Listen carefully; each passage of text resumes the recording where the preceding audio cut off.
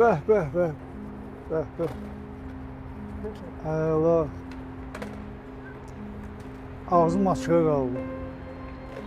Müxtəlif obraz var. Haradan tapmış bu şəkilləri? Çox gözəl, təşəkkür. Bundan böyük hədiyyə ola bilməz. Mən daş bilməm necə minnətdar olum. Sözə çevirə bilmirəm onu.